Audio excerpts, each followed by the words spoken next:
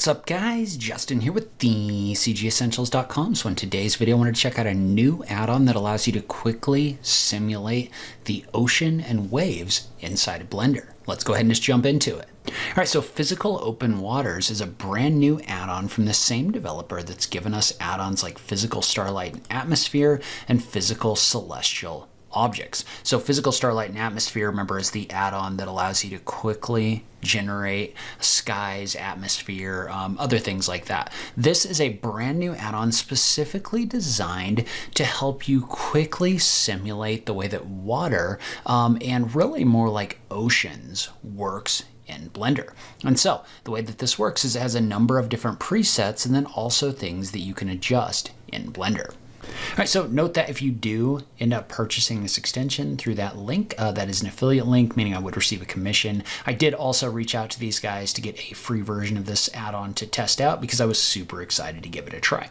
And so when you jump over into Blender, what you want to do is you want to make sure that you've installed the add-on file that comes along with this and enabled it. It's going to be under Lighting, Physical Open Waters. And so what we want to do with this add-on is we can actually go over into the Ocean tab and we can use this to add an ocean. So when I click on this, what this is going to do is this is going to add in an ocean preset in here. Now notice how it takes a second because it's compiling a shader in here, but this is actually an ocean simulation for Blender.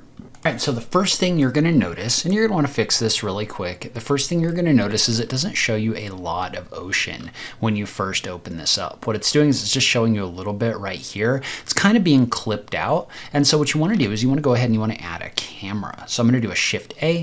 I'm going to hit 0 on my numpad and then the home key in order to zoom that to the extents. But then I want to go to my view and I want to lock my camera to view and zoom back out. So now I'm looking through a camera. Now, once you've done that, what you can do is in your ocean settings under your camera and LOD, you just use the eyedropper to select your camera, and then your ocean's going to show up in the background. And so now you can see that in the background when you're looking through your camera. But one of the cool things about this is, first off, I'm going to go ahead and I'm going to hit the spacebar key to just kind of play this in my timeline. Notice how without me making any changes, this is going ahead and it's simulating a large body of water. Now, if you look at the top of the page, you have different presets, right? So you have calm waters, you have confused seas, which are going to give you like bigger waves, as well as more like moderate things. You've got the rogue wave, which is going to give you like a big wave in here, which honestly is kind of terrifying when you think about it. But then you've got some others in here as well. So you can use this tool in order to preview those different presets. Note that if I jump over into Eevee, and one of the things that I might do is I might actually use Physical Atmosphere. You can use whatever you want, but I'm going to use Physical Atmosphere in here, and I'm going to set this up so that I've got the sun kind of where I want it to be, like this. But you could also add an HDRI or whatever. But if I hit the space key, notice how this simulates this and it actually looks really realistic. Like the water material actually looks really good. Whether you have this in here with big waves, if you've got the rogue wave in here, or you've got the serene, the water always looks really good. So this does a really cool job of kind of like simulating this. And notice how this is all happening in Eevee in real time. Now you can also obviously use this and simulate in cycles, but that's obviously not going to update in real time. But it is going to look really good when you render it out.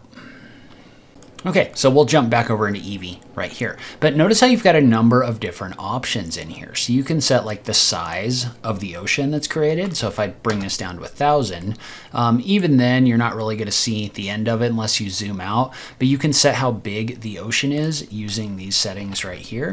You've also got the option in here to adjust the resolution. So if you want like a lighter weight result in your viewport right here, you can bring that resolution level down, or you can bring that up, and notice how when you bring that up, you're going to get more details in your water. So it just kind of depends on what you're trying to do. So you've also got the option in here to adjust this color a little bit, and also the amount of subsurface scattering which is going on. Now I think that's probably something that's only going to really affect cycles, but you do have the option right there to do that if you want to.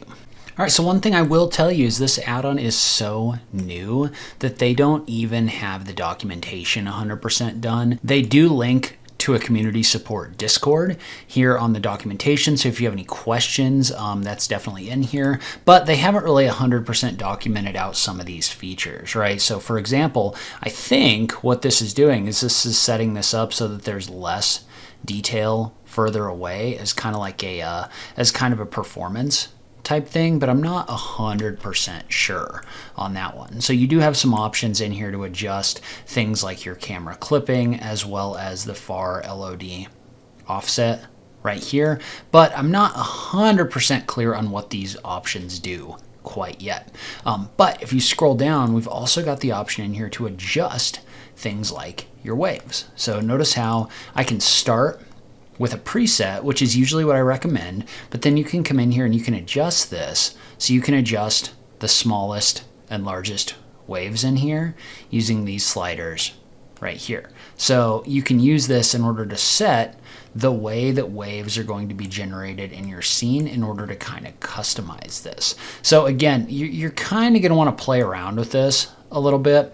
So these are all very technical sounding, but at the moment we don't have that detailed documentation in here. So you're just going to kind of have to play around with some of the settings until they get that done.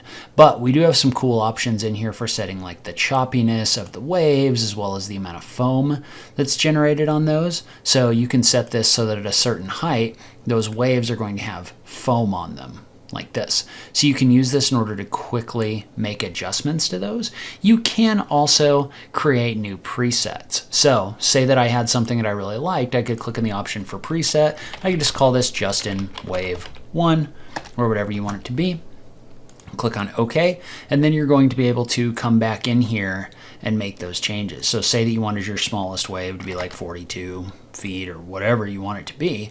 So say that you wanted to make changes or adjustments in here, right? So something like your wave height or something like that, you can make those changes and then come up here, select that preset and click on save in order to save over that preset. So now if I want to come back to this preset, I can just click on this right here. So you can save those. You also have the ability to do the capillary waves. And so your capillary waves are going to be little waves that are on top of your bigger waves. You see how this kind of like breaks that up into the little wave pieces right here. So it makes this look a lot more realistic when you start playing around with those capillary waves. All right, now there is an option down here at the bottom for a wake. Now the wake is interesting in the sense that really all it is it's just a texture that's being projected on the surface right now. So for example, say that I was to add a cube, right? So what we want to do is we really want to use the cube as kind of a object that's placing where that wake is going to be. So like for example, I want to go ahead and I'm going to scale that cube down a little bit and I'm going to move it over here like this. And basically what we want is we're going to take this and we're going to display it as just kind of a wireframe for right now. But basically what it is it's just a texture that gets applied at the moment. I know there's talks of like improving it in the future. All right, so now say that we were to take this object and parent it to my Bonnie model right here. Well, now if I move by Bonnie model, the wake's gonna move along with it, right? So you can come in here and you could adjust the cube to kind of set the size of the wake that's in here and the strength of the wake. But now if I take this object and say that I was to keyframe it right here, and then over like 90 seconds it was to be over here, and insert another keyframe, you're able to kind of like you're able to kind of like generate that wake effect on the water like this. So that's something I think that's still kind of in development. It's something that you can do right now, but it's not necessarily like super in depth or anything like that. But overall, I think where the strength of this tool is, at least at the moment, is the ability to kind of like switch between your different ocean types and to have these kind of calculated in real time. I think that's really where the value of this tool is right now. And it does a really good job of simulating like this overall ocean and the way that waves kind of interact and other things like that. All right, so that's where I'm in this video. Leave a comment below. Let me know what you think about this tool. I just love having that conversation with you guys. As always, thank you so much for taking the time to watch this, and I'll catch you in the next video. Thanks, guys.